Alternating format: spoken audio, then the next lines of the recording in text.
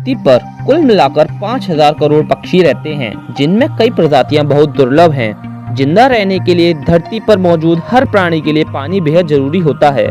लेकिन धरती पर एक पक्षी ऐसा भी मौजूद है जिसके बारे में जानकर आप हैरान हो जाएंगे।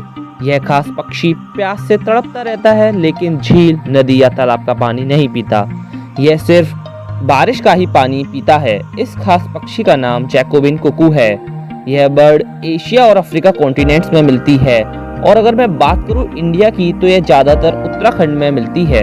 ऐसे ही अमेजिंग फैक्ट्स को जानने के लिए चैनल को अभी सब्सक्राइब करें।